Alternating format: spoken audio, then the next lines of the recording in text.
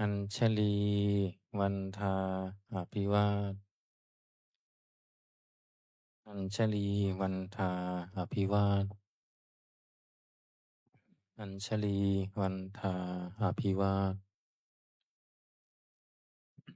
อัญชลีวันทาอัญชลีขอโอกาสขออนุญาตครูบาอาจารย์พระมหาเถระพระเถรานุเถระพระมัชฌิมาพระนวากาในการเป็นต้นเสียงธรรมวัดเย็นหนังสือสมุดแปลเล่มใหญ่หน้าหนึ่งโยโสภะคะวาอะระหังสัมมาสัมพุทโธพระผู้มีพระภาคเจ้านั้นพระองค์ใดเป็นพระอรหันต์ดับเพลิงกิเลสเพลิงทุกข์สิ้นเชิงตรัสรู้ชอบได้โดยพระองค์เองสวากขาโตเยนะภะคะวะตาธัมโมพระธรรมเป็นธรรมอันพระผู้มีพระภาคเจ้าพระองค์ใดตรัสไว้ดีแล้วสุปฏิปันโนยัสสะภะคะวะโตสาวกสังโฆพระสงฆ์สาวกของพระผู้มีพระภาคเจ้าพระองค์ใดปฏิบัติดีแล้วธัมมายังภะคะวันตังสัทธัมมังสัทธังฆังอิเมหิสกกาเลหิยัตถาระหังอาโรปิเตหิอภิปูชยามาข้าพระเจ้าทั้งหลายขอบูชาอย่างยิ่งซึ่งพระผู้มีพระภาคเจ้าพระองค์นั้นพร้อมทั้งพระธรรมและพระสงฆ์โดยเครื่องสักการะทั้งหลายเหล่านี้อันยกขึ้นตามสมควรแล้วสาธุโนพันเตภควาสุจิระปรินิพุตโตปิข้าแต่พระองค์ผู้เจริญพระผู้มีพระภาคเจ้าแม้นปรินิพพานนานแล้วทรงสร้างคุณอันสำเร็จประโยชน์ไว้แก่ข้าพระเจ้าทั้งหลายปัจฉิมาชนะตานุกรรมปมานาสาทรงมีพระห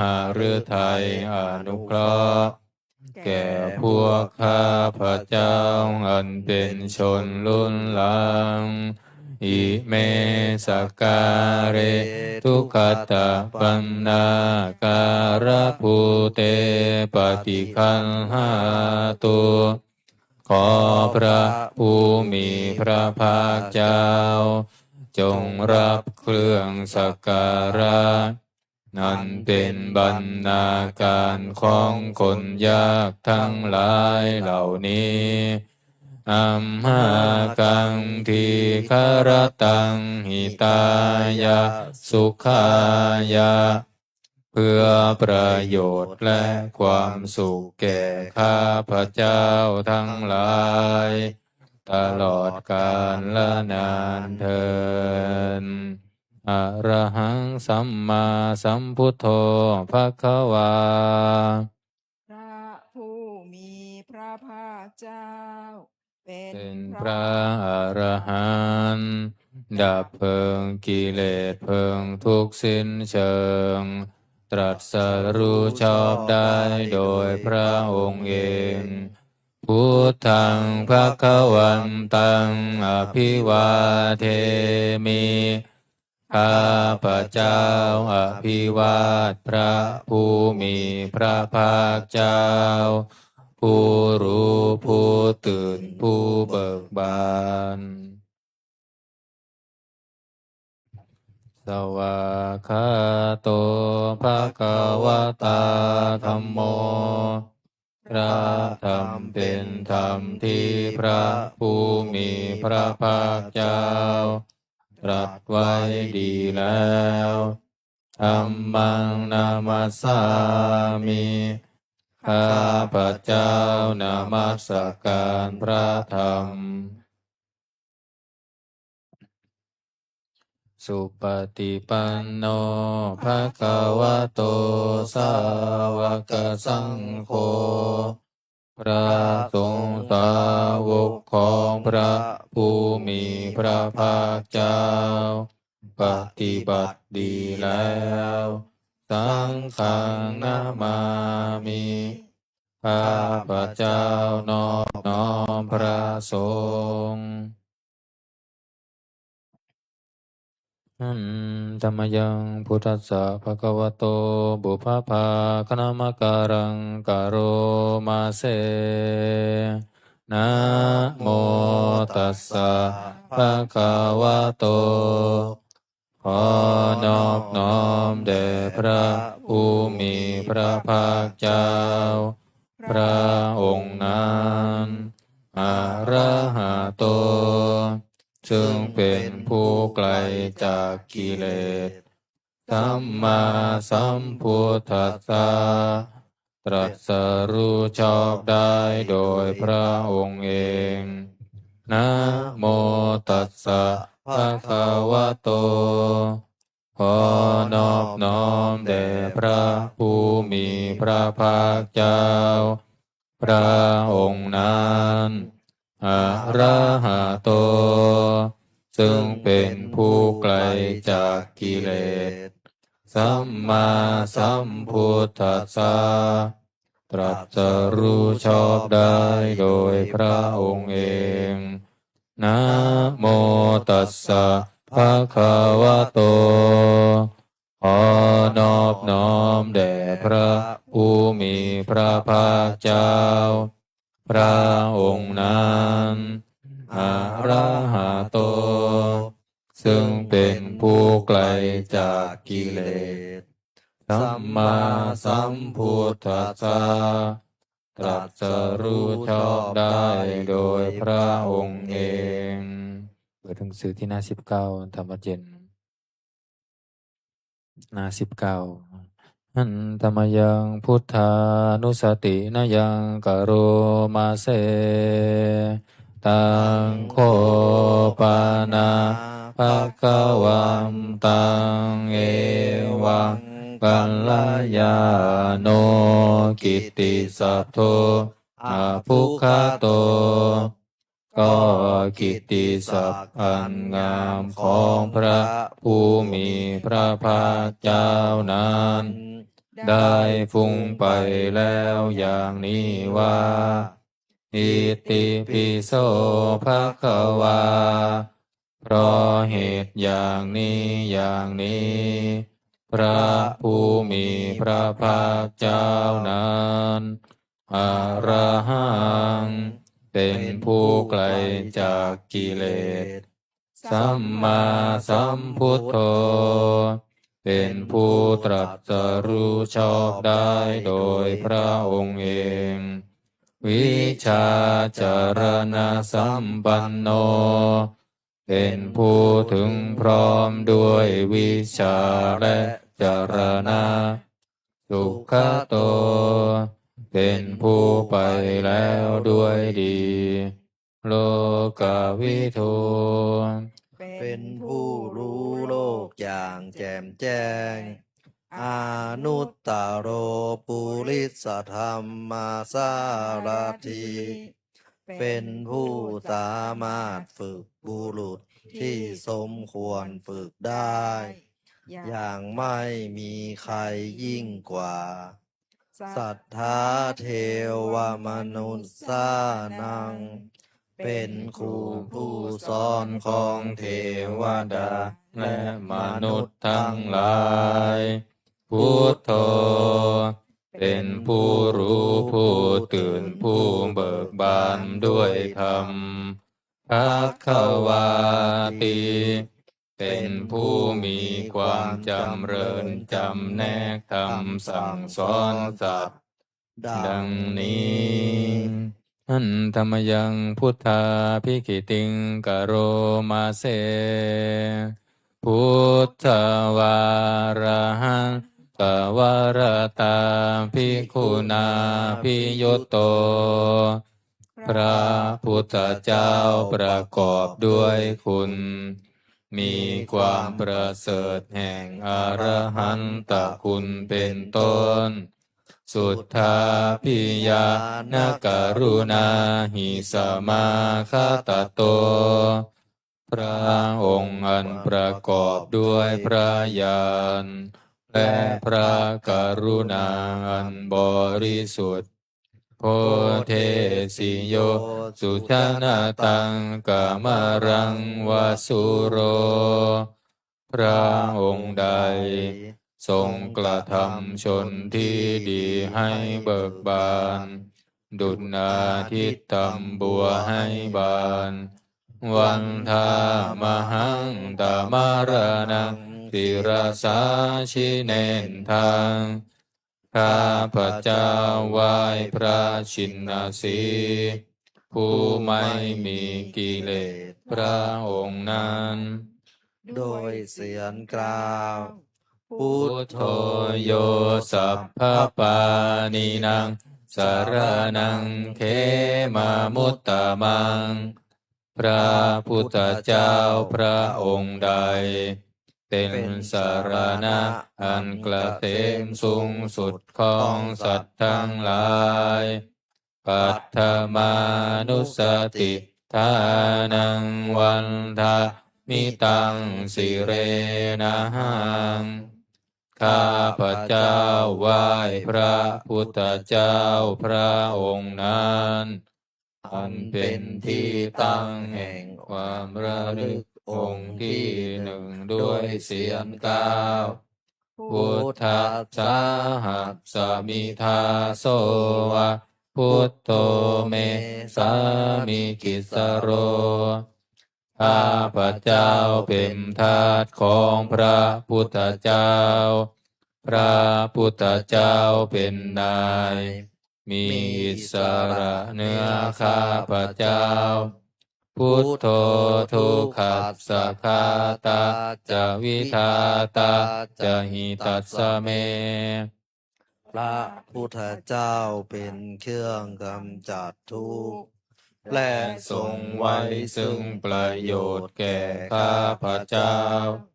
พุทธัสสะหังนิยาเทมิสรีรันชีวิตันจิทังข้าพระเจ้ามอบกายถวายชีวิตนี้แด่พระพุทธเจ้าวันทันโตหังจริสามิพุทธัสเสวสุโพธิตังข้าพระเจ้าผู้ไหว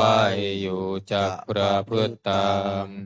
ซึ่งความตรัสรู้ดีของพระพุทธเจ้านัตติเมสรนังอัญญังพุทโธเมสรนังวรังสารณะอื่นของข้าพระเจ้าไม่มีพระพุทธเจ้าเป็นสารณะอันประเสริฐของข้าพระเจ้าเอเตนะสัจจวัชเชนะวัตเตยังสัตตุสาสเนด้วยการกล่าวคำสัตย์นี้ข้าพระเจ้าพึงเจริญในพระศาสนาของพระศาสดาพุทธังเมวัฏฐมาเนนะยังปุญญังวสุตังอิทาข้าพระเจ้าผู้ไหวอยู่ซึ่งพระพุทธเจ้า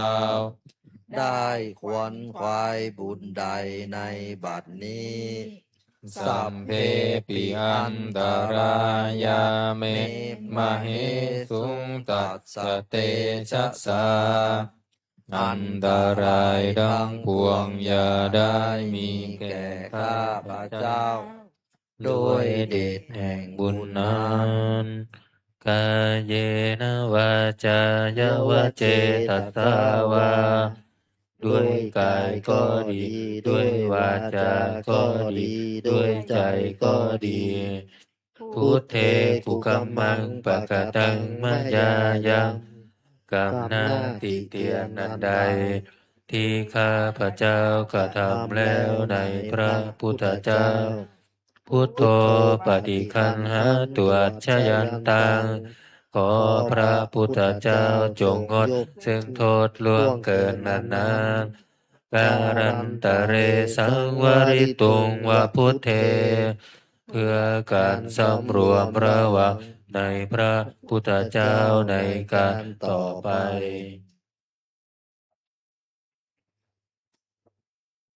อันตมยังธรรมานุสตินยังกโรมาเสสวาคาโตภะคะวะตาธัมโมพระธรรมเป็นสิ่งที่พระผู้มีพระภาคเจ้า ตรัสไว้ดีแล้วสันทิฏฐิโกเป็นสิ่งที่ผู้ศึกษาและปฏิบัติพึงเห็นได้ด้วยตนเองอากาลิโกเป็นสิ่งที่ปฏิบัติได้และให้ผลได้ไม่จำกัดการเอหิปัสสิโกเป็นสิ่งที่ควรกล่าวกับผู้อื่นว่า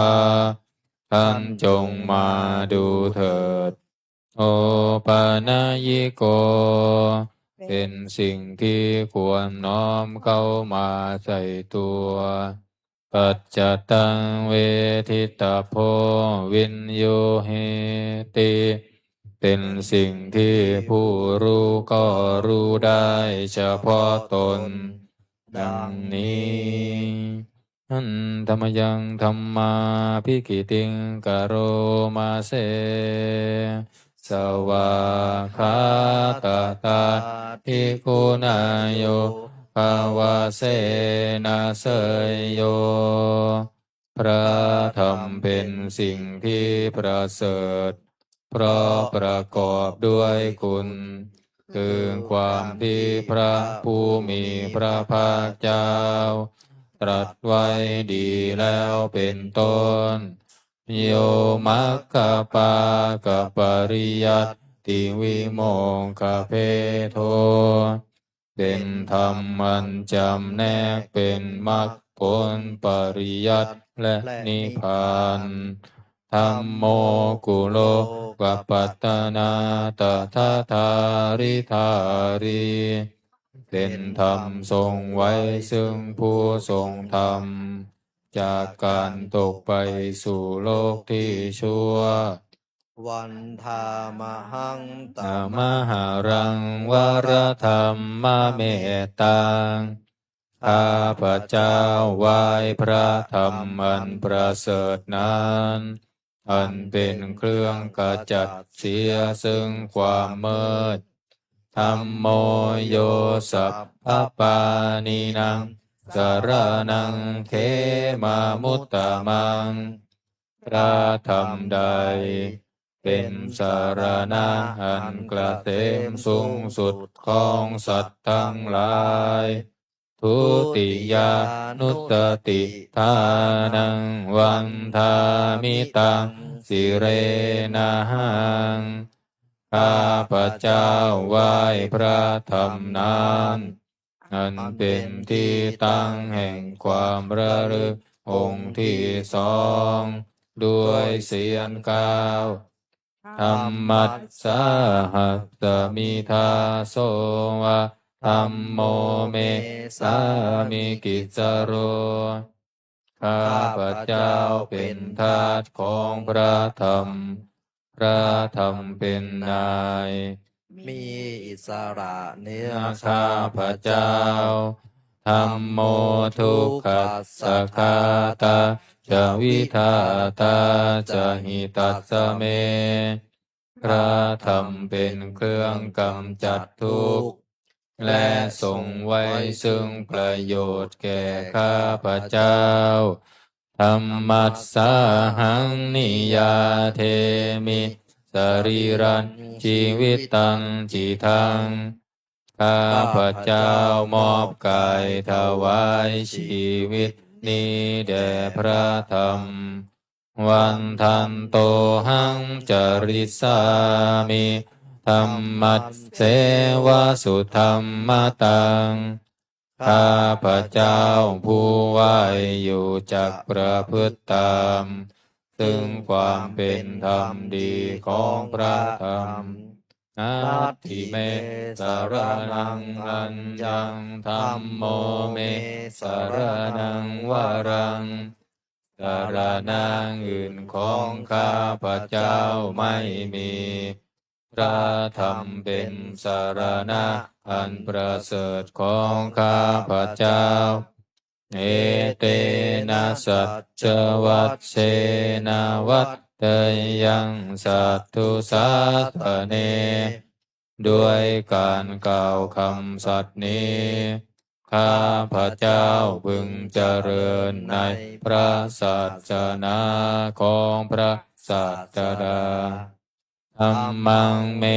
วันธามาเนนะยังปุญญังปัสสุตังอิทาข้าพเจ้าผู้ไหวอยู่ซึ่งพระธรรมได้ขวนขวายบุญใดในบัดนี้สัพเพปิอันตรายามิมาเหสุงตัสสะเตชะสาอันตรายทั้งปวงอย่าได้มีแก่ข้าพเจ้าด้วยเดชแห่งบุญนั้นกายเยนะวาจายะเจตสาวาด้วยกายก็ดีด้วยวาจาก็ดีด้วยใจก็ดีธัมเมกุกัมมังปะกตังมะยายังกับหน้าติเตียนนันใดที่ข้าพเจ้ากระทำแล้วในพระธรรมธัมโมปฏิคันหาตัวชยันตังขอพระธรรมจงงดซึ่งโทษล่วงเกินนั้นการันตะเรสังวริตุงวะธรรมเมเพื่อการสำรวมระวังในพระธรรมในการต่อไป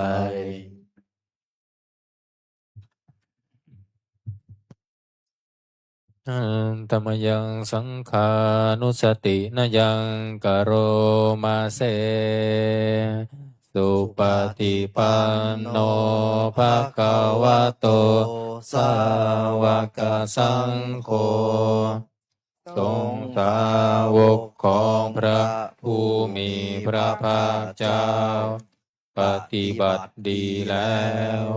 อุชุปฏิปันโนภะคะวะโตสา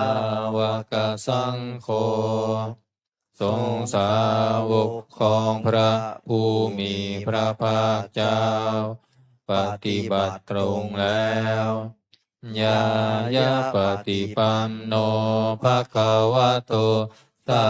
วกสังโฆสงฆ์สา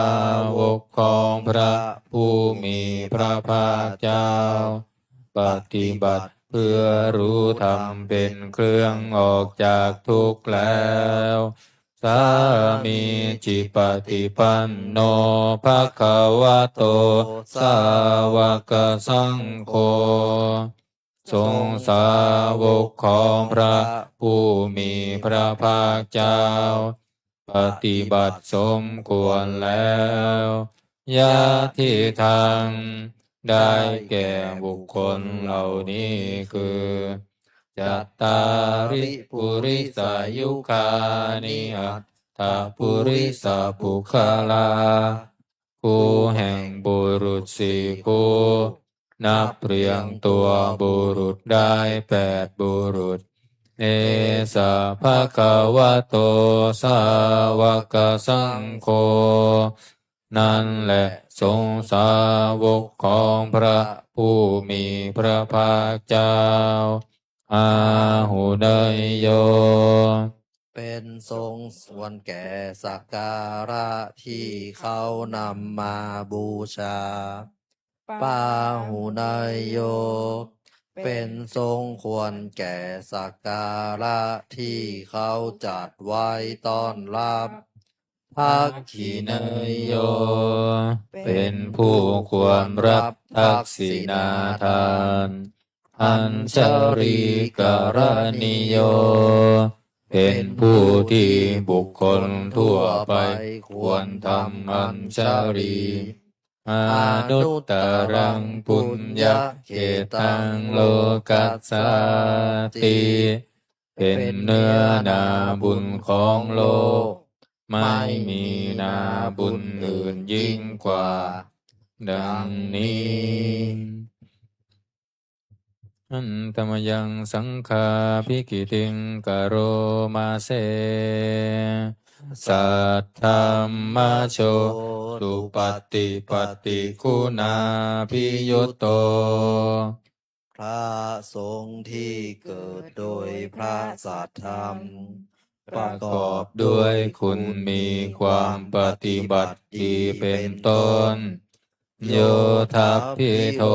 อริยบุงคาลสังฆเสโท เป็นหมู่แห่งพระอริยบุคคลอันประเสริฐแปดจำพวก สีราทิธรรมปวราสยกายจิตโต มีกายและจิตอันอาศัยธรรมมีศีลเป็นต้นอันบวร วันธามหังตามาริยานาคานังสุสุทัง ข้าพระเจ้าไหว้หมู่แห่งพระอริยเจ้าเหล่านั้นอันบริสุทธิ์ด้วยดี สังโฆโยสัพพปานินังสารนังเขมามุตตะมัง พระสงฆ์หมู่ใดเป็นสารณะอันเกษมสูงสุดของสัตว์ทั้งหลายตติยานุสติทานังวันทามิตังสิเรนะหัง ข้าพระเจ้าไหว้พระสงฆ์หมู่นั้นอันเป็นที่ตั้งแห่งความระลึกองค์ที่สามด้วยเสียงกล่าวสังคัสสาหะสมิทาโสวะสังโฆเมสามิกิจจโร ข้าพระเจ้าเป็นทาสของพระสงฆ์ พระสงฆ์เป็นนาย มีอิสระเหนื้อข้าพระเจ้า สังโฆทุกขัสสทาตาจะวิทาตาจะหิตาสเม พระสงฆ์เป็นเครื่องกำจัดทุกข์และทรงไว้ซึ่งประโยชน์แก่ข้าพระเจ้า สังคัสสาหังนิยาเทมิสรีรันชีวิตันจิทัง ข้าพระเจ้ามอบกายถวายชีวิตนี้ พระสงฆ์วันทันโตหังจริสามิ สังกัสโสปฏิปันนาตัง ข้าพระเจ้าผู้ไหวอยู่จักประพฤติตามซึ่งความปฏิบัติดีของพระสงฆ์นาทิเมสรนังอัญญังสังโฆเมสรนังวรัง สารณะอื่นของข้าพระเจ้าไม่มี พระสงฆ์เป็นสารณะอันประเสริฐของข้าพระเจ้าเอเตนะสัจจวัชเชนะวัตเตยะสัตตุสาสเน ด้วยการกล่าวคำสัตย์นี้ ข้าพระเจ้าพึงเจริญในพระศาสนาของพระศาสดา สังฆังเมวันธมาเนนะยังปุญญังปสุตังอิทา ข้าพระเจ้าผู้ไว้อยู่ซึ่งพระสงฆ์ได้ขวนขวายบุญใดในบัดนี้สัพเพปิอันตรายาเมมาเหสุงตัสสะเตชะสาอันตรายทั้งปวงอย่าได้มีแก่ข้าพระเจ้าโดยเดชแห่งบุญนั้น กายเยนะวาจายาวะเจตสาวาด้วยกายก็ดี ด้วยวาจาก็ดี ด้วยใจก็ดี สังเคกุกัมมังปะกะตังมายายังกรรมหน้าติเตียนอันใดที่ข้าพระเจ้ากระทำแล้วในพระสงฆ์สังโฆปฏิคันหาตัวชยันตังขอพระสงฆ์จงงดซึ่งโทษล่วงเกินละนานการันตะเรสังวริตุงวสังเคเพื่อการสำรวมระวังในพระสงฆ์ในการต่อไป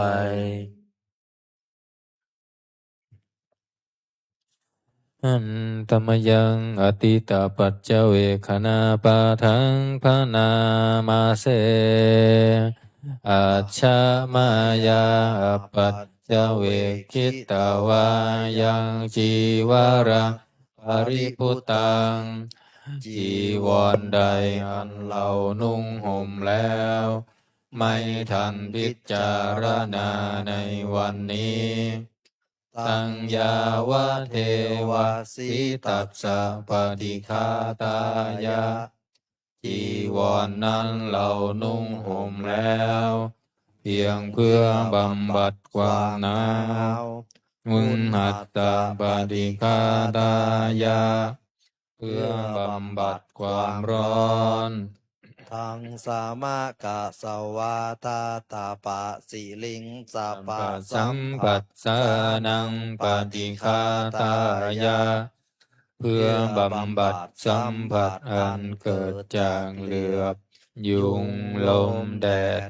และสัตว์เลื้อยคลานทั้งหลายยาวะเทวาหิลิโกปินาปฏิชาธานาทังและเพียงเพื่อปกปิดอวัยวะอันให้เกิดความละอายอาชามายาอัมปัจเจเวกิตวายโยปินทปาโตปริพุตโตบิณฑบาตใดอันเราฉันแล้วไม่ทันพิจารณาในวันนี้โสเนวะทวายาบิณฑบาตนั้นเราฉันแล้วไม่ใช่เป็นไปเพื่อความเพลิดเพลินสนุกสนานนามาทายาไม่ใช่เป็นไปเพื่อความเมามันเกิดกำลังพลังทางกายนามันตนายาไม่ใช่เป็นไปเพื่อประดับนาวิภูสนายาไม่ใช่เป็นไปเพื่อตกแต่งยาวะเทวังอิมัสสกายัสสะทิฏฐิยาแต่ให้เป็นไปเพื่อความตั้งอยู่ได้แห่งกายนี้ยาปนายาเพื่อความเป็นไปได้ของอัตภาพวิหิงสุปารติยาเพื่อความสิ้นไปแห่งความลำบากทางกายพรหมจริยานุคาหายาเพื่ออนุเคราะห์แก่การประพฤติพรหมจรรย์อิติปุรานันจะเวทานังปฏิหังคามิด้วยการทำอย่างนี้เราย่อมระงับเสียได้ถึงทุกขเวทนาเก่าคือความหิวนาวันจะเวทานังนาอุปาเทสามิ และไม่ทำทุกขเวทนาใหม่ให้เกิดขึ้นยาตราจะเมภวิสติอนวัชชตาจะภาสุวิหารโรจาติอันหนึ่งความเป็นไปโดยสะดวกแห่งอัตภาพนี้ด้วยความเป็นผู้หาโทษมิได้ด้วยและความเป็นอยู่โดยพาสุขด้วยจักมีแก่เราดังนี้อัจฉมายาปัจจเวคิตวายังเสนาสนังปริพุตังเสนาสนะใดเราใช้สอยแล้วไม่ทันพิจารณาในวันนี้ตัญญาวะเทวะสีตัสสะปฏิฆาตายะเสนาสนะนั้นเราใช้สอยแล้วเพียงเพื่อบำบัดความหนาวอุณหัสสะปฏิฆาตายะตังสมังกันสวาตาตัมปัสสิลิงสัพพะสัมปัสสานังปฏิฆาตายะเพื่อบำบัดสัมผัสอันเกิดจากเหลือบยุงลมแดดและสัตว์เลื้อยคลานทั้งหลายยาวะเทวะอุตุปาริสยวิโนทานังปฏิสัลลานารมัตถังเพียงเพื่อบรรเทาอันตรายอันพึงมีจากดินฟ้าอากาศและเพื่อความเป็นผู้ยินดีอยู่ได้ในที่หลีกเล่นสำหรับภาวนาอัจฉมายาปัจจเวกิตวาโยคิลานะปัญจยะเภสัชชะปริคาโรปริพุตโตคิลานะเภสัชบริคารใดอันเราบริโภคแล้วไม่ทันพิจารณาในวันนี้โสยาวะเทวะอุปันนานังวยยาภาติกานังเวทนานังปฏิฆาตายะคิลานาเภสัชบริคารนั้นเราบริโภคแล้วเพียงเพื่อบำบัดทุกขเวทนาอันบังเกิดขึ้นแล้วมีอาพาธต่างๆเป็นมูลอาพยาปัชชะปรมัตตายาติเพื่อความเป็นผู้ไม่มีโรคเบียดเบียนเป็นอย่างยิ่งดังนี้อันธรรมยังอุทิศนาทิธานาคาทายโยพนามาเสอิมินาปุญญกรรมเมนะด้วยบุญนี้อุทิศให้อุปัชฌายาคุณุตตรา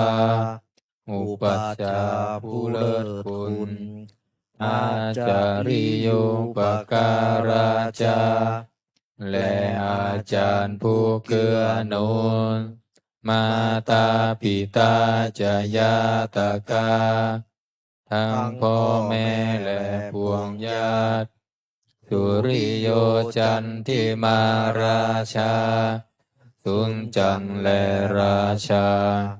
คุณาวันตานาราปิจาผู้ทรงคุณหรือผู้ทรงชาติ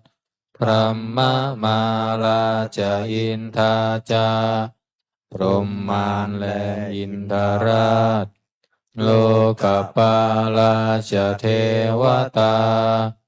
ทั้งถวยเทพและโลกบาล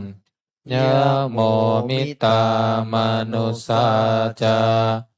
ยมมาราชมนุษย์มิตรมัชฌตตาเวริกาปิจา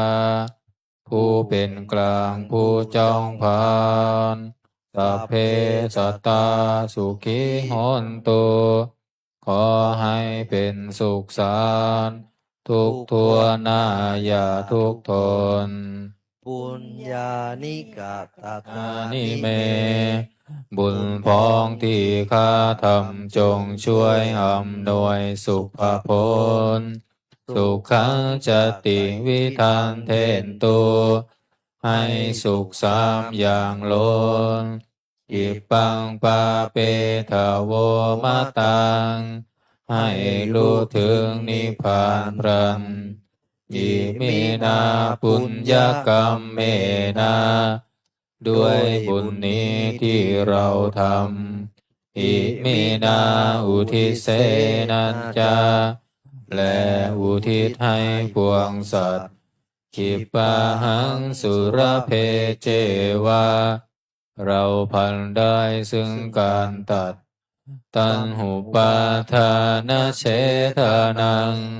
ตัวตัณหาอุปาทานเยสันตาเนหินาธรรมาสิ่งชั่วในดวงใจยาวานิพพานโตมามังกว่าเราจะถึงนิพพานนัสสันตุสัมปทาเยวามาลายสิ้นจากสันดานยัจจาจาโตภเวภเว ทุกภพที่ ที่ เรา เรา เกิ เกิ ด ด อุชุจิตตังสติปัญญา มีจิตตรงและสติทั้งปัญญาอันประเสริฐ สันเลโควิริยัมหินาพร้อมทั้งความเพียรเลิศเป็นเครื่องขูดกิเลสหาย มาราระพันตุโน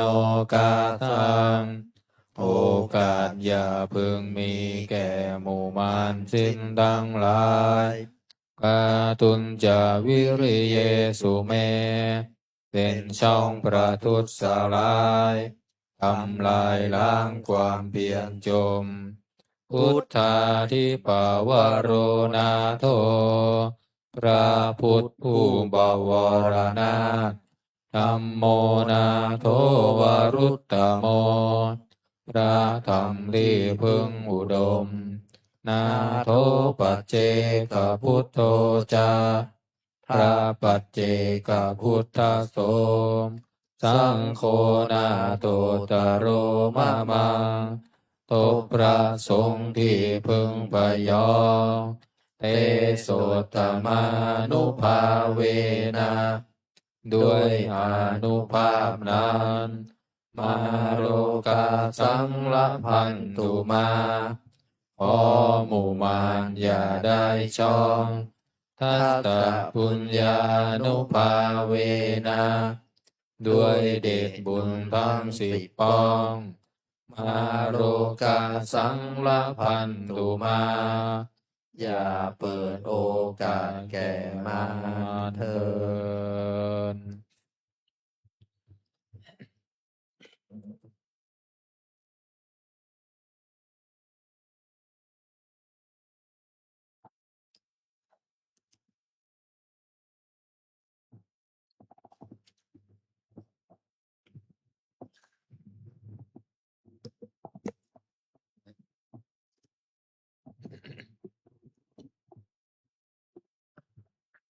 ครับวันนี้สวดธรรมนิยาม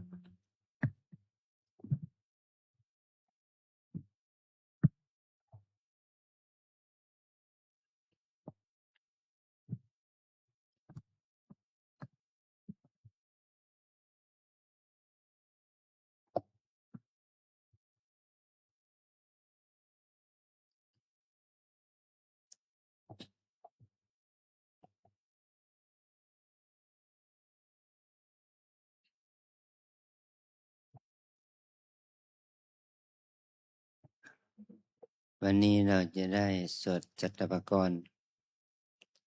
อภิธรรม7คำพีร์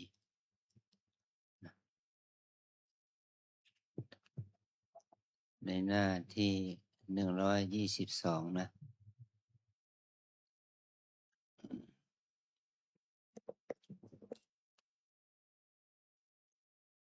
112 122หนังสือหมดพิธีเล่มเหลือง122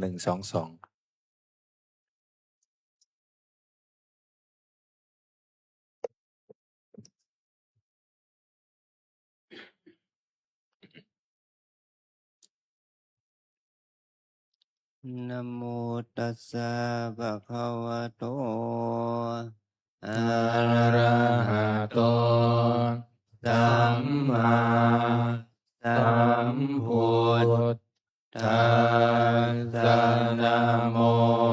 ตัสสะภะคะวะโต อะระหะโต สัมมาสัมพุทธัสสะนะโมตัสสะภะคะวะโต อะระหะโต สัมมาสัมพุทธัสสะกุศล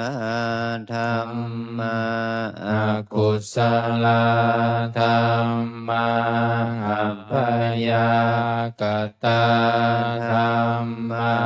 กัตตเมธรรมะกุศลยัสสมิงกามเยกามาวจารังกุศลังจิตตังอุปันนังโหติโสมนัสสะสหคตังญาณสัมปยุตตังรูปารัมมนังวาสัทธารัมมนังวาคันธารัมมนังวาปัสสารัมมนังวาปุถธัมภารัมมนังวาธัมมารัมมนังวายังวาปนาราภัตตัสสมิงสมัยเยภัสโสโหติอวิเคโปโหติเยวาปนัตตัสสมิงสมัยเยอันเยปิอันทิปติจะสมุปปันนาอรูปิโนธัมมาอิเมธัมมากุศลาปัญจขันธารูปขันโธเวทนาขันโธสัญญาขันโธสังขารขันโธวิญญาณขันโธตัณฑกัตตโมรูปขันโธยังจินจิรูปังอติตานาคตปัจจุปันนังอัจฉตังวาภหินทาวาโอลาลิกังวาสุขุมังวาหินังวาปนิตังวายังทุเรวันตินติเกวาตเทกัจฉังอภิสัญโยหิตวาอภิสังคิปิตวาอายังวุจติรูปขันโธสังฆโหอาสังฆโหสังฆหิเตนะสะสังฆหิตังอาสังฆหิเตนะ สังฆหิตังสังฆหิเตนะสังฆหิตังอาสังฆหิเตนะอาสังฆหิตังสัมปโยโควิปโยโคสัมปยุตเตนะวิปยุตตังวิปยุตเตนะสัมปยุตตังอาสังฆหิตังฉัพพัญญติโยขันธปัญญาติอายตนะปัญญาติธาตุปัญญาติสัจจะปัญญาติอินทริยปัญญาติปุงคลปัญญาติสมัย วา ตาวัตตาบุคลานังปุงคลปัญญาติสมัยวิมุตโตอะสมัยวิมุตโตกุปปธัมโมอากุมปธัมโมปริหานธรรมโมอปริหานธรรมโมเจตนาภาโพอนุรักขณาภาโพปุถุชโนโคตรภูมิพยุปรโตอภยุปรโตพัมภาคมโนอภัมภาคมโนนิยโตอนิยโตปฏิปันนโกภาเลทิโตอะระหะ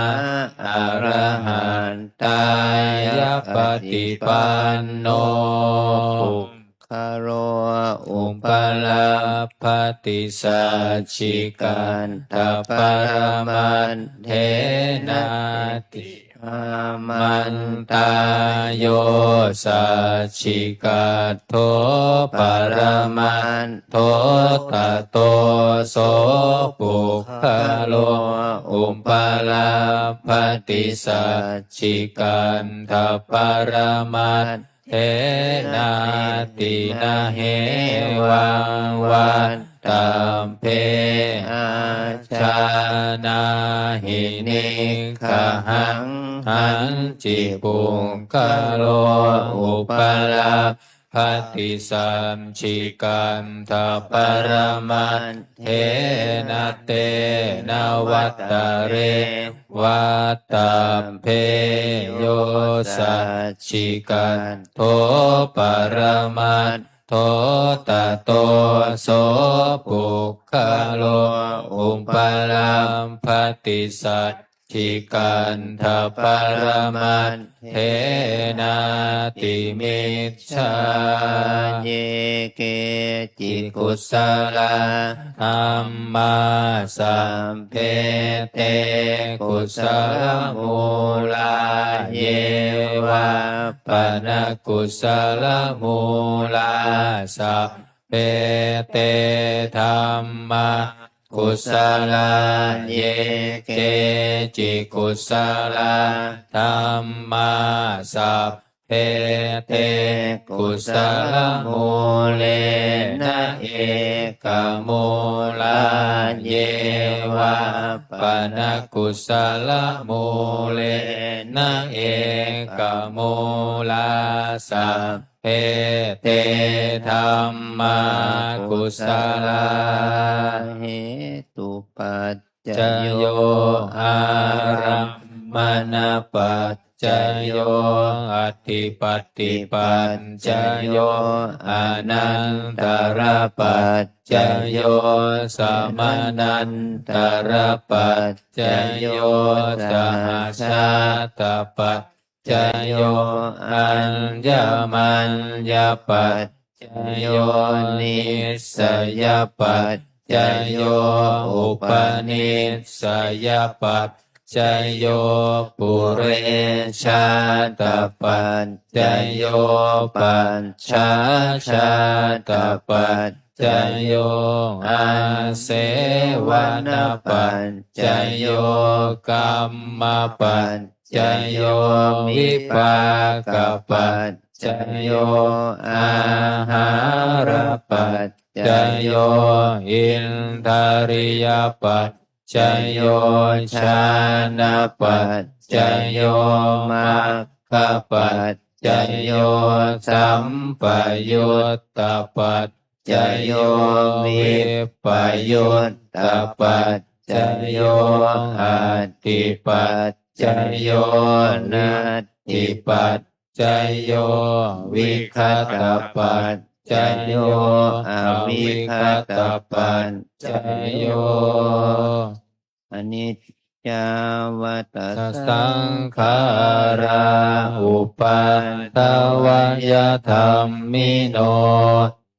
อุปชิตตวา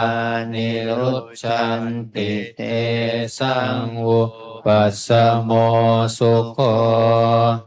สัพเพสัตตามรันติจะมาริงสุจะมาริสเรตาเทวะหังมาริสามินัตติเมเอตสังสโย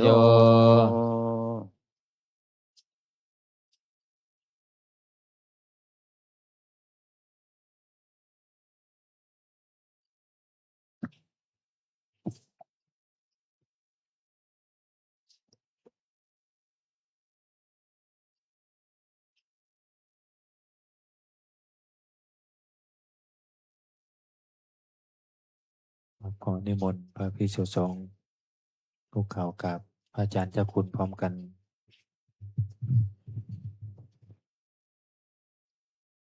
อัญชลีวันทาอภิวาทอัญชลีวันทาอภิวาทอัญชลีวันทาอภิวาทอัญชลีวันทาอัญชลี ขอเชิญแม่ชีและโยคีทุกท่านน้อมกราบท่านเจ้าคุณอาจารย์พร้อมกันค่ะ อัญชลีวันทาอภิวาทอัญชลีวันทาอภิวาท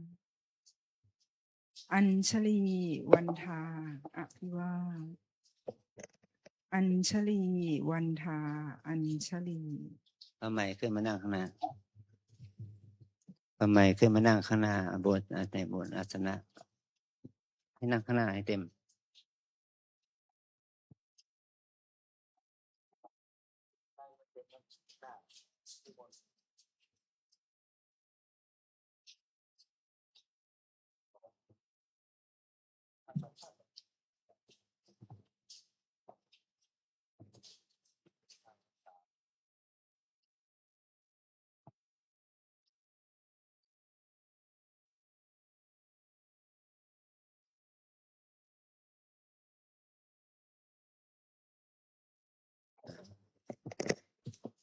ทำไมสองรูปออกมารูปที่หนึ่งรูปที่สองให้หลวงพ่อไม่นั่งขั้นเสมอกันนะให้ท่านสายันขยับมา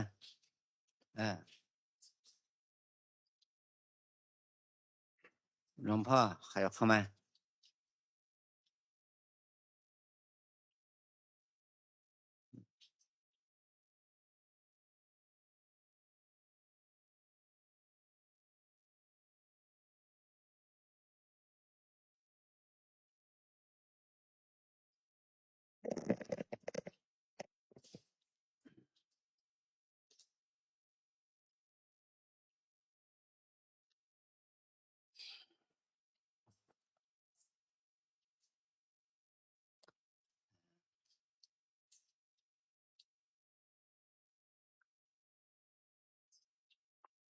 เหตุที่ให้เกิดพระไม่ทำท่านกล่าวถึงเรื่องนิเหตุคือนิท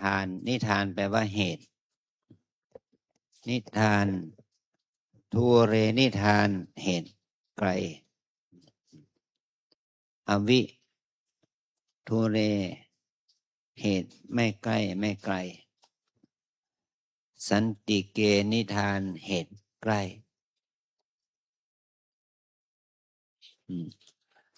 ตั้งแต่พระโพธิสัตว์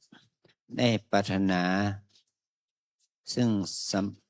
มาสัมโพธิญาณอันนี้เป็นทูเรนิทานเหตุไกลท่านได้สร้างสมบุญกุศลสร้างบารมีมาจนถึงได้รับพยากรณ์จากพระพุทธเจ้าชื่อว่าพระทีปังกรนั่นได้ชื่อว่าอวิโทเรนิทานพระองค์ต้องบำเพ็ญบารมีจนถึงพระชาติสุดท้ายที่ได้เป็นพระเวสสันดรแล้วก็ไปเกิดเป็นเทพในชั้นดุสิตชื่อว่าเศรษฐเกตเทพบุตรโดยได้รับอาราธนาจากเหล่าเทวดาพรหมทั้งหลายจุติจากเทวโลกมาเกิดในมนุษยโลกนี่เราเรียกว่าสันติเกนิทานเพราะว่าเป็นชาติสุดท้ายที่พระองค์จะได้มาดำรงธาตุขันธ์เป็นมนุษย์เป็นชาติสุดท้ายเราจะได้ตรัสรู้อนุตตรสัมมาสัมโพธิญาณนะอันนี้เขาเรียกว่าสันติเกนิทานเหตุใกล้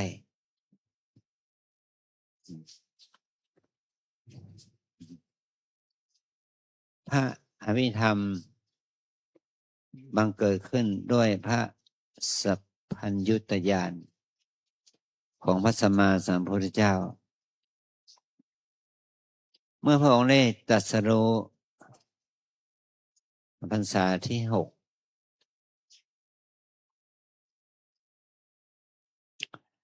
ในพรรษาที่5นั่นแหละเข้าสู่พรรษาที่6มีเหตุเกิดเรื่องเกี่ยวกับมีเศรษฐีคนหนึ่งไปอาบน้ำที่ท่าน้ำใหญ่แม่น้ำใหญ่แล้วก็ให้บริวารขึงข่ายด้านเหนือน้ำใต้น้ำเพื่อป้องกันสัตว์ร้ายเมื่ออาบน้ำเสร็จแล้วก็รื้อข่าย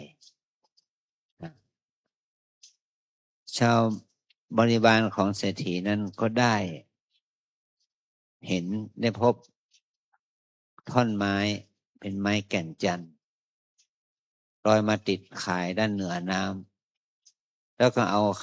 ไม้แก่นจันทร์นั้นไปมอบให้เศรษฐี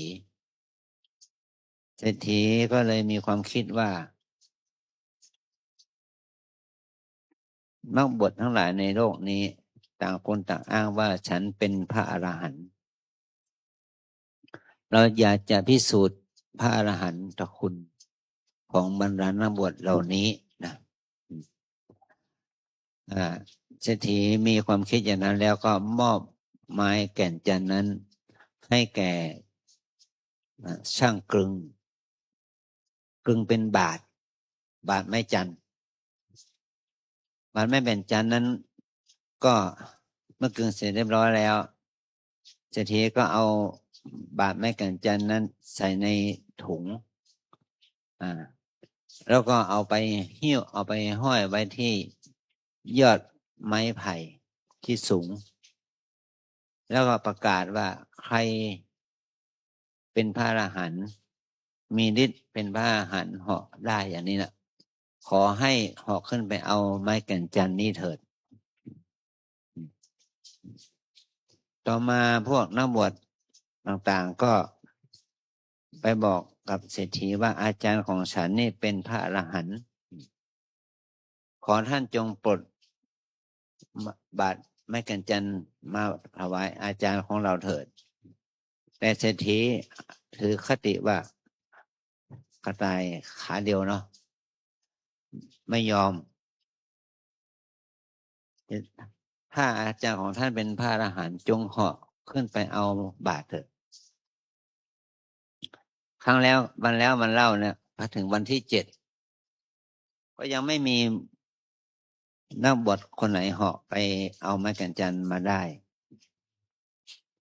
ตอนนั้นเช้าวันที่7นั่นแหละพระโมคคัลลานะกับพระปินปินโดภารทวชะได้ออกไปบิณฑบาตก็พูดกันว่าวันนี้เป็นวันที่7แล้วยังไม่มีเจ้าหน้าที่ไหนเหาะไปเอาไม้กางจันทร์เขาจะปรามาสเอาว่าในโลกนี้ไม่มีพระอรหันต์ไม่มีพระอรหันต์แล้วก็จะทำให้เกิดความโกลาหลว่านักบวชเป็นพวกว่างเปล่าท่านพระเป็นโดพระราชวาชาก็ได้เรียนท่านมหาโมคคัลลานะว่าขออาจารย์จงเหาะไปเถิดขออาจารย์เป็นผู้เป็นพระพุทธเจ้าได้ตั้งให้ท่านเป็นพระอัครสาวกฝ่ายมีฤทธิ์พระโมคคัลลานะก็กล่าวว่าเรื่องแค่นี้ท่านก็เหาะได้ไม่จำเป็นจะต้องเป็นผมอย่างนี้พระปิณโดพระราชวาชาก็เลยเข้าอาสัมบัติเข้าอภัญญาจิตเหาะขึ้นไปบนอากาศไปเหาะขึ้นไปเลยแล้วก็ไม่ใช่เหาะอย่างเดียวเอาเท้าคีบก้อนหินหนักเป็นหลายตันเนี่ยขึ้นไปบนอากาศด้วยนะชาวบ้านกลัวจนต้นหินจะตกใส่หัวอย่างนี้นะขอให้พระคุณท่านเป็นที่พึ่งกับเราเถิดเศรษฐีทั้งหลายเศรษฐีเจ้าของความคิดน่ะก็นิมนต์ท่านลงมาเถิดแล้วท่านพระปิณโทพระราชวาชาก็เอาก้อนหินไปไว้ที่เดิมแล้วก็เดินออกมาจากมาที่บ้านเศรษฐีก็เลยปลดเอาบาตรไม้กางจันทร์นะเอาอาหารเอายาเอาเภสัชใส่เต็มบาตรแล้วก็ถวายพระปิณโทพระราชวาชาแล้วก็มีความเลื่อมใสในพระปิณโดพระราชวาชานั้นต่อมาชาวบ้านที่ไม่เห็นที่พระปิณโดพระราชวาชาแสดงฤทธิ์ก็ตามท่านเป็นขบวนเลยอึกระทึกคึกโครมนะ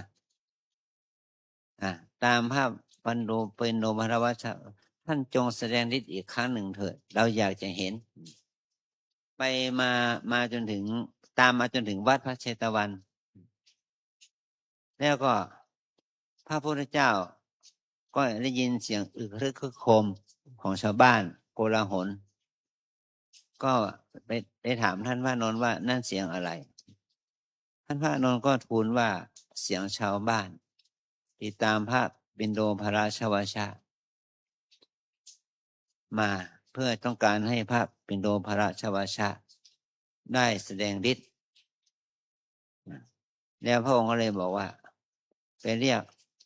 ปิณโดพระราชวาชามาว่าเธอแสดงฤทธิ์จริงหรือเนี่ยท่านปิณโดพระราชวาชาท่านเป็นพระอรหันต์นะท่านก็บอกว่าจริงพระเจ้าค่ะว่าเธอไม่เหมาะสมไม่ควรการแสดงฤทธิ์เหมือนกับหญิงที่ฟ้อนกินรำกินนะตอนนี้ไปห้ามภิกษุแสดงฤทธิ์แล้วก็เอาค้อนมาทุบบาตรไม้จันทร์นั้นแตกเอามาเป็นยาให้แก่ภิกษุทั้งหลายนะตั้งแต่นั้นมาพระสงฆ์ก็ถูกห้ามแสดงฤทธิ์พวกนักบวชต่างๆก็รู้ว่าพระสงฆ์พระภิกษุอรหันต์ในพุทธศาสนาแสดงฤทธิ์ไม่ได้ก็อวดอ้างถือทิฏฐิมานะโอ้อวดแสดงฤทธิ์แข่งจนเป็นเหตุให้ ความโกลาหลเกิดขึ้นกับนักบวชลัทธินิกายต่าง ๆ นั้นนะว่าจะไม่มีพระผู้ที่แสดงฤทธิ์ได้แล้ว อย่างเนี้ยจึงเป็นเหตุให้พระเจ้าประสิทธิโกศลได้มาทูลว่าบัดนี้ชาวบ้านผู้ที่มีปัญญาน้อยนะคิดว่าไม่มีพระอรหันต์ไม่มีพระอริยะที่มีฤทธิ์มีอภิญญาได้ก็จะทำให้เกิดความไม่ศรัทธาเลื่อมใสความศรัทธาเลื่อมใสก็จะไม่เกิดขึ้นนะแต่พระองค์ขอให้พระองค์จงแก้ไขปัญหานี้แต่ว่าพระองค์บัญญัติวินัยแล้วพระองค์ก็แสดงไม่ได้แต่พระพุทธองค์นั้นตอบพระเจ้าประสิทธิว่าตถาคตบัญญัติให้พระสาวกไม่แสดงฤทธิ์แต่ตถาคตยังสามารถแสดงฤทธิ์ได้อย่างนี้นะแล้วก็พระองค์จะแสดงฤทธิ์ที่ไหนจะแสดงฤทธิ์ที่ต้นมะม่วงต้นมะม่วงพอนักบวชทั้งหลายเหล่านั้นได้ทราบก็ไปตัดต้นมะม่วงสาธารณะทั้งหมดเลยแล้วก็ซื้อต้นมะม่วงของชาวบ้านตัดหมดเลย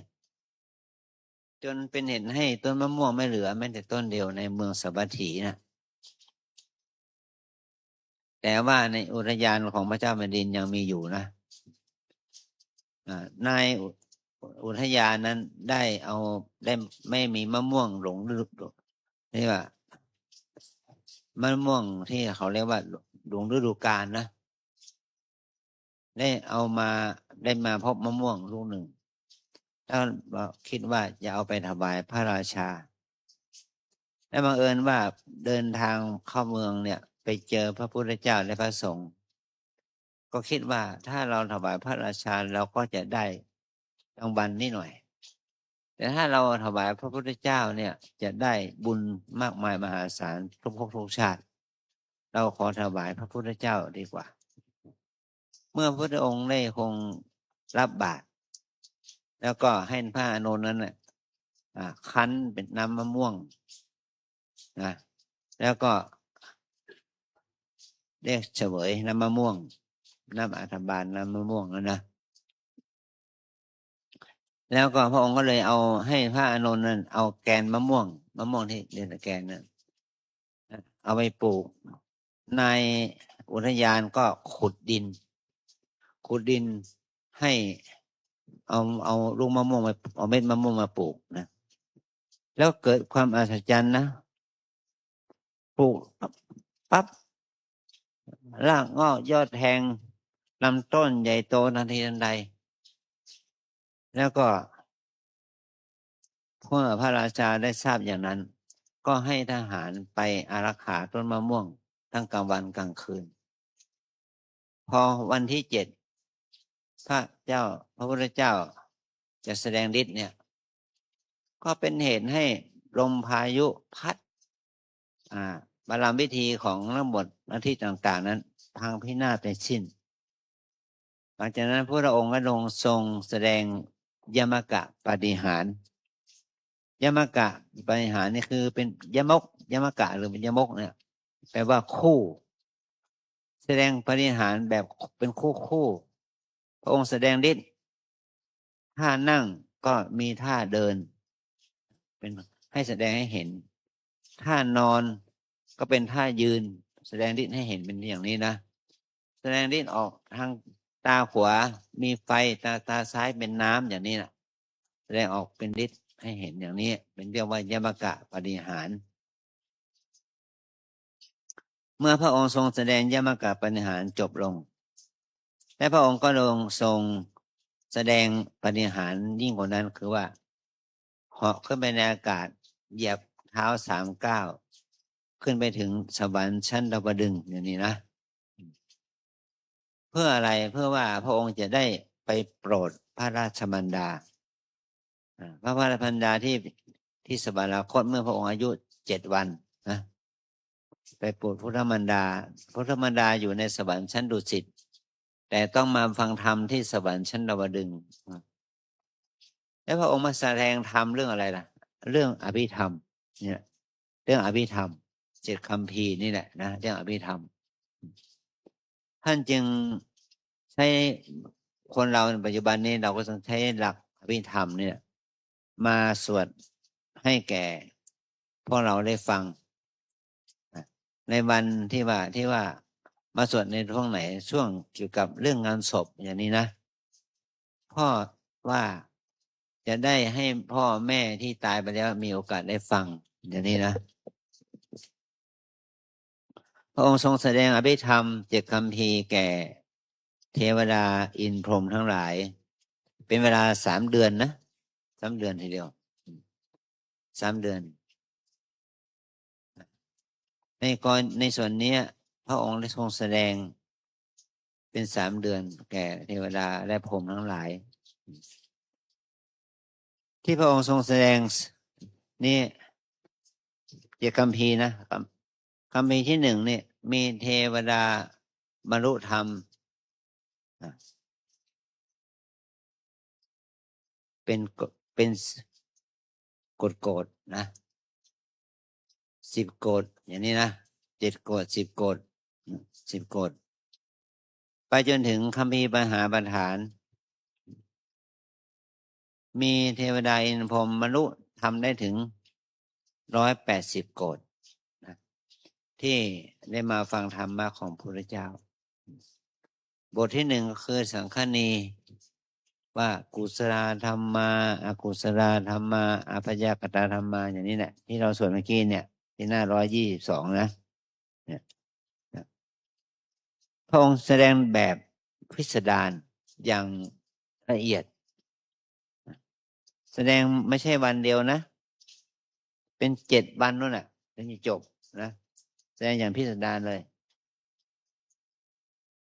แต่ที่เราสวดนั้นมันแบบสวดไว้ย่อเป็นตัวอย่างกุศลธรรมาอกุศลธรรมาอภัพยาธรรมากัตตเมธรรมากุศลสวดย่อเพียงแค่เรื่องของกุศลอย่างเดียวนะกุศลธรรมาอย่างเดียว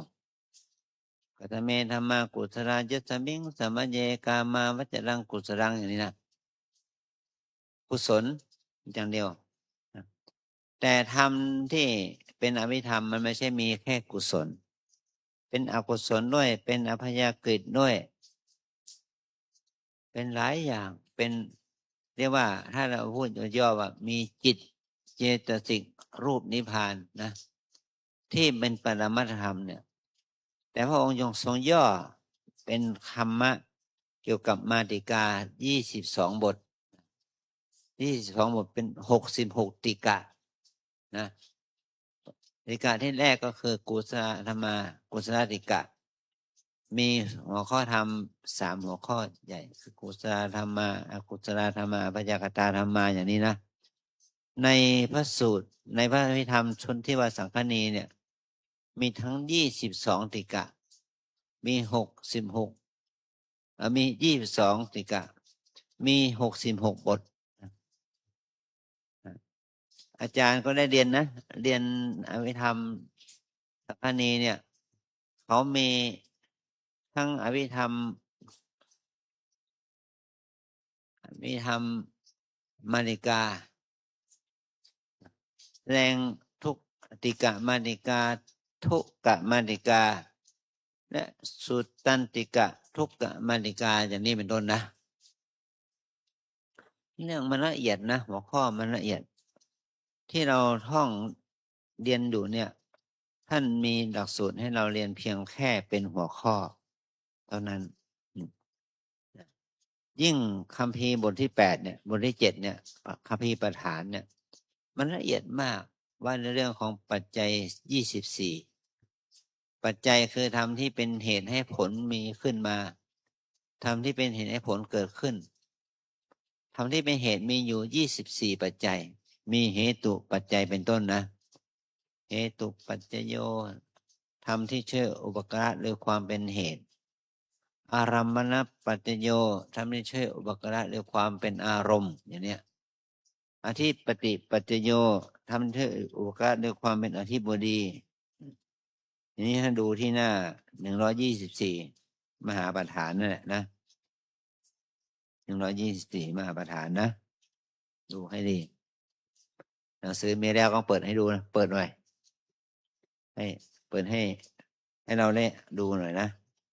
อนันตนะปัจจโยทำให้ช่วยบวกกระให้ผลเกิดขึ้นคืออันความเกิดขึ้นสืบต่อกันไม่ขาดสายสมนันตนะปัจจโยทำให้ช่วยบวกกระให้ผลเกิดขึ้นโดยสืบต่อกันอย่างไม่ขาดสายทีเดียวอย่างนี้นะสหชาตปัญโยทำให้เชื่อบุคคลให้ผลเกิดขึ้นโดยความเป็นของที่เกิดพร้อมกันเหตุและผลเกิดขึ้นพร้อมกันเรียกว่าสหชาตะนะ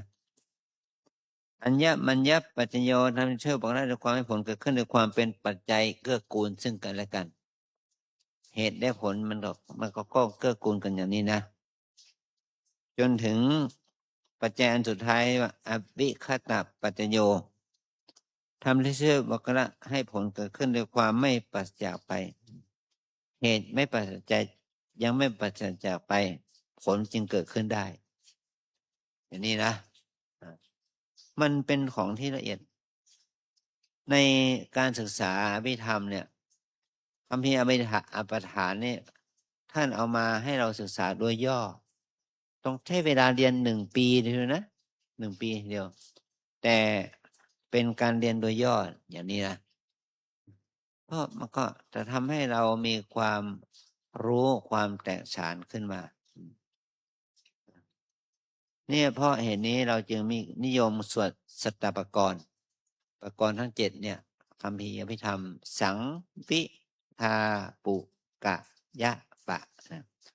เป็นหัวใจของพระอภิธรรมสังวิทาปุกะยะปะสังก็คือสังฆนีวิคือวิพังค์ทาคือท่ากถาปุคละบัญญัติกะคาถาวัตถุ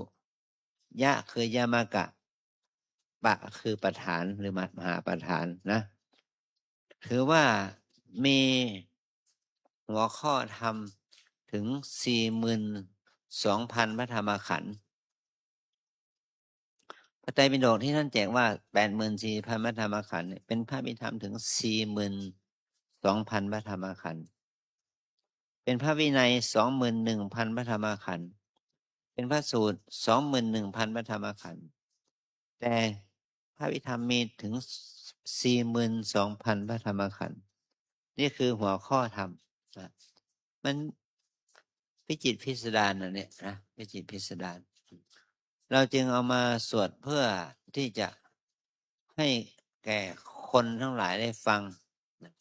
แล้วก็ได้บุญได้กุศลอุทิศให้แก่ผู้ตายนั้นจะเป็นใครก็ตามแต่ก็จะได้ฟังการสวดเนี่ยว่าเป็นการสวด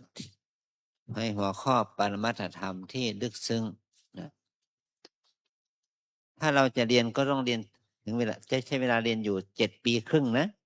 7 ปีครึ่งเดียวหัวข้อเนี่ย7 ปีครึ่งเรียน7 ปีครึ่งนี่ก็เรียนได้แค่ย่อๆนะไม่ใช่พิสดารนะใช้เวลาเรียน7 ปีครึ่งอาจารย์ก็เรี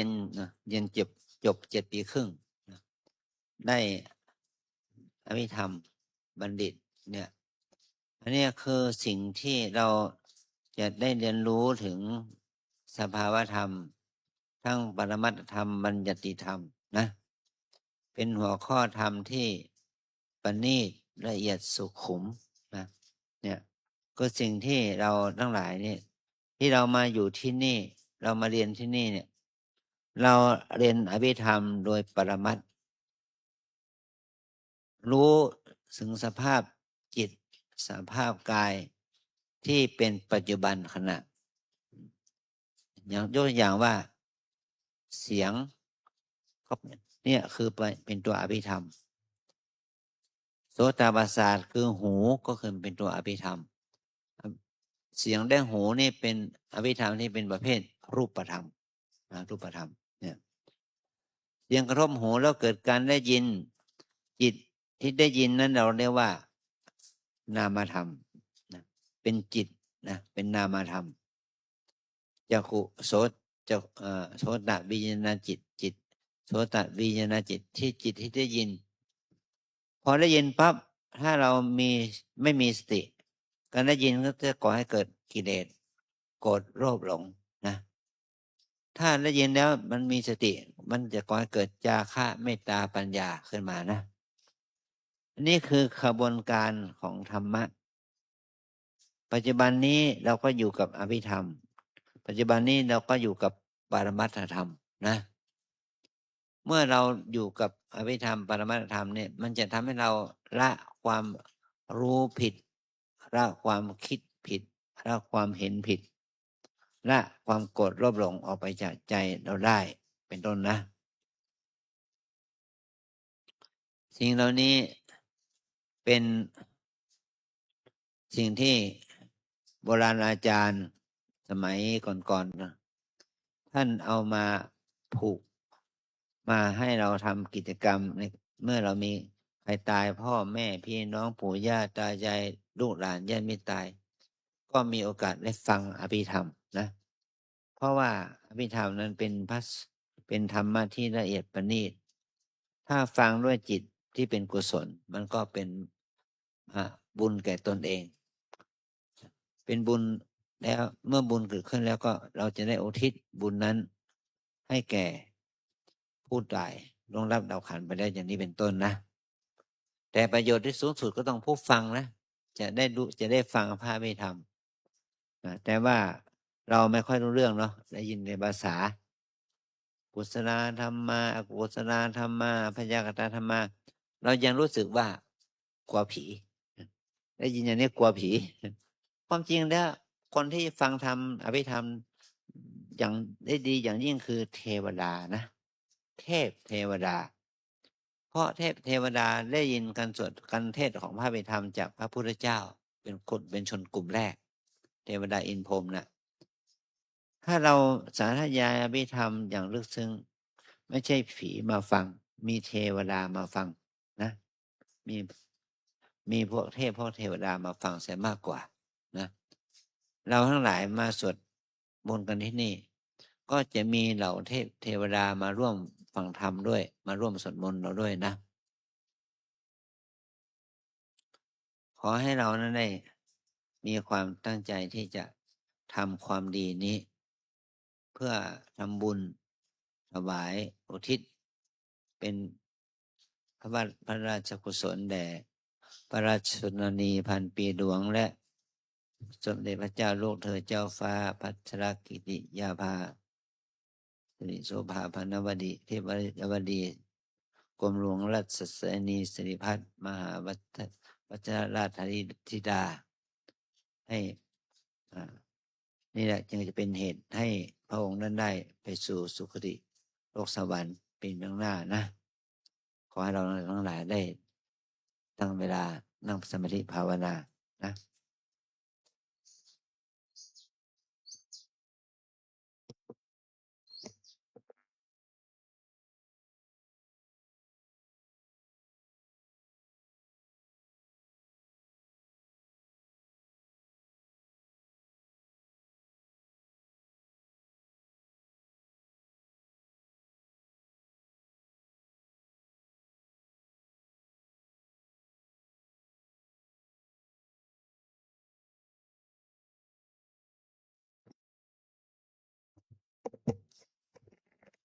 ตั้งเวลา12 นาทีนะ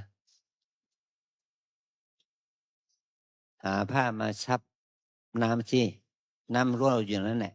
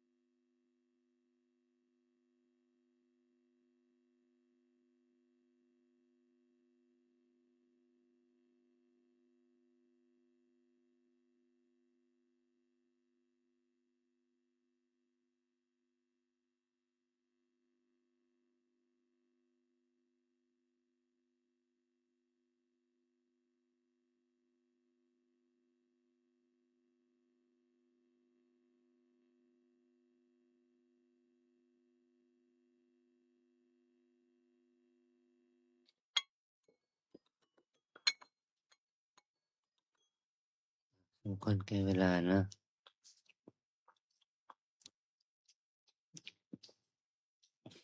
อิทังโนปุญญภาคัง ปุญญักภาคัง ราชาทินันเจวะ ราชานันเทียนเจวะ อิสรานัง อิสรานัง มาตาปิตุ มาตาปิตุ อาทีนันจะ อาทีนันจะ ปิยชนานัง ปิยชนานัง สัพพสัตตานันจะ สัพพสัตตานันจะ นิยาเทมะ นิยาเทมะ ข้าพระพุทธเจ้าทั้งปวง ข้าพระพุทธเจ้าทั้งปวง ขอแผ่บุญกุศล ขอแผ่บุญกุศล ที่ข้าพเจ้าได้บำเพ็ญมาดีแล้ว ที่ข้าพเจ้าได้บำเพ็ญมาดีแล้ว แด่อิสรชนคนเป็นใหญ่ทั้งหลาย แด่อิสรชนคนเป็นใหญ่ทั้งหลาย มีพระบาทสมเด็จพระเจ้าอยู่หัว มีพระบาทสมเด็จพระเจ้าอยู่หัว พระสมเด็จพระบรมราชินี สมเด็จพระบรมราชินี พระบรมวงศานุวงศ์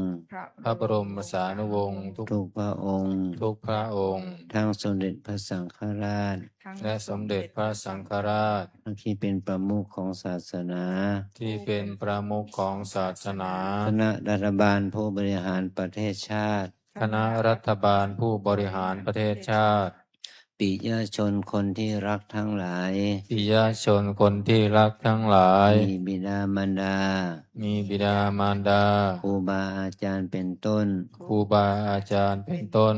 และขออุทิศบุญกุศล และขออุทิศบุญกุศล ไปถึงสมเด็จพระนางเจ้าสิริกิติ์ แด่สมเด็จพระนางเจ้าสิริกิติ์ พระบรมราชินีนาถ พระบรมราชินีนาถ พระบรมราชชนนีพันปีหลวง พระบรมราชนีชนปีหลวง และสมเด็จพระเจ้าลูกเธอ และสมเด็จพระเจ้าลูกเธอ เจ้าพาพัสรกิติยาภา เจ้าฟ้าพัชรกิติยาภา สิโธภาธิปยวดี สิริโสภาพินเดรบดี กรมหลวงราชสินีสิริพัฒน์ กรมหลวงราชนีสิริพัฒน์ มหาวชิระราชธิดา มหาราชธิดา จงได้มีส่วนในบุญกุศล จงได้มีส่วนในบุญกุศล ที่ข้าพเจ้าทั้งหลาย ที่ข้าพเจ้าทั้งหลาย ได้อุทิศให้ ได้อุทิศให้ จงถึงซึ่งความสุข จนถึงซึ่งความสุข ปราศจากทุกข์ ปราศจากทุกข์ ไม่มีเวรไม่มีภัย ไม่มีเวรไม่มีภัย ไม่มีความลำบากเดือดร้อน ไม่มีความลำบากเดือดร้อ ข น อจงมีความสุขกายสุขใจ จงมีความสุขกายสุขใจ รักษาตนให้พ้นจากทุกภัย รักษาตนให้พ้นจากทุกภัย ด้วยกันทั้งหมดทั้งสิ้นเทิน ด้วยกันทั้งหมดทั้งสิ้นเทิน อิทังนานากรรมังนิพพานาปัญจโย โหนตุโน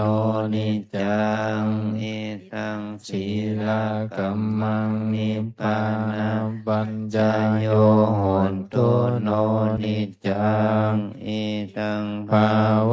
นากัมมังนิพพานาปัญจโยโหนตุโนนิจจัง ยังกินจิ จิ ต กุสาลังกัตตพังกัมมังสัพเพหิอัมเหหิปัตตังปุญญังโลอนุโมทันตุสุนันตุพนโตเยเทวาอัสสมิงทาเนอะติกาตาติกายุกะสัทธาหนตุสัมเพสัตตาสุขีอัตตานาการิหารันตุมาตาปิตาสุกิตาหนตุทุกขาปามุนจันตุสัมเพยาตากาสุกิตาหนตุทุกขาปามุนจันตุสัพเพหายาตากาสุกิตาหนตุอาปามุนจันตุสัพเพปิสาสัพเพยากะสัพเพเปตาสุกิตาหนตุทุกขาปามุนจันตุ สัพเพนัคคัตตาสุขิตาหุนตุทุกขาปามุญจันตุสัพเพเทวาสุขิตาหุนตุทุกขาปามุญจันตุสัพเพอาจาริโยปัชฌายาสุขิตาหุนตุทุกขาปามุญจันตุสัมภะสัมปติโยสามิชันตุโวภูเขาวันทาหลวงพร้อมกัน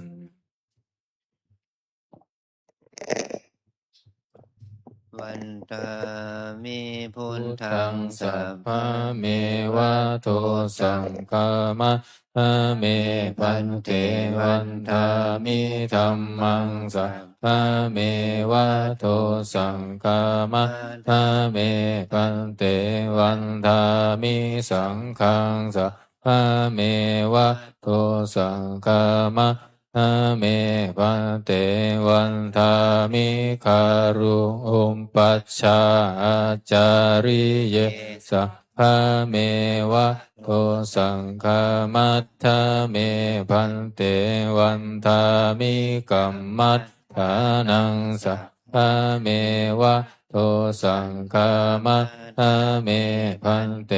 วันทามิอาราเมพันทะสีมังสัมภะเมวะโตสังฆามัตถะเมพันเตวันทามิเจติยังสัมพันธาเนสุปฏิทิตาสารีรัธาตุมหาโพธิพุทธารูปังสักกาลังสัทธานาคาโลเกเทวะโลเกพระมะโลเกจัมพุทิเปลังกาทิเปสารีนัตถาตุโยเกสาธาตุโยอะระหันตาธาตุโยเจติยังคันทะพุทธิงจัตุราสิติสหัสเสธัมมะคันเทสัพเพสัมปาทัจเจติยังอะหังวันทามิสัพพะโสอัญชลีวันทาอภิวาทอัญชลีวันทาอภิวาทอัญชลีวันทาอภิวาทอัญชลีวันทา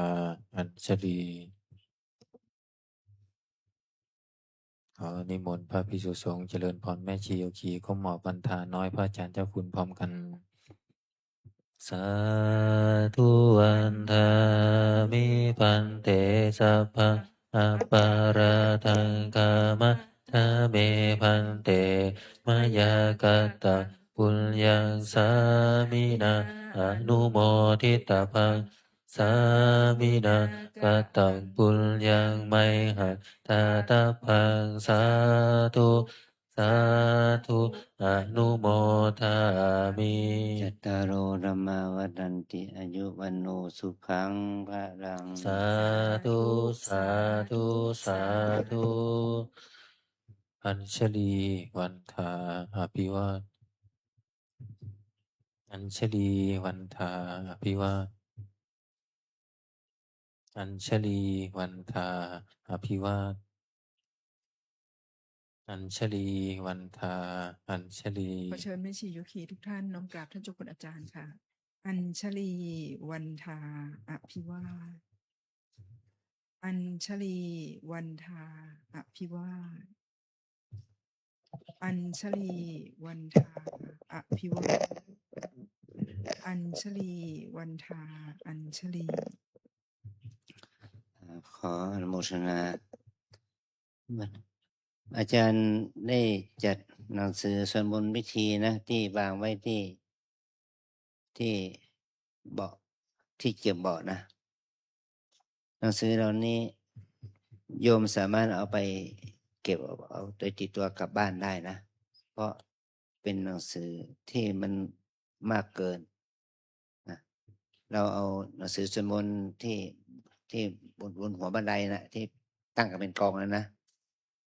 เอาไปสวดที่บ้านได้ ทั้งผู้หญิงทั้งผู้ชายนะทั้งผ้าเราที่เป็นผ้าใหม่เอาไปด้วยนะ แต่ที่เก็บไว้ในตู้ไม่ต้องเอาไปนะมันจะได้ช่วยกันเอาไปใช้เป็นประโยชน์นะคือสวดมนต์นะ สาธุครับโยคีชายช่วยเก็บอาสนะด้วยนะครับ โยคีหญิงเราช่วยกันปิดหน้าต่างนะคะ แล้วเรา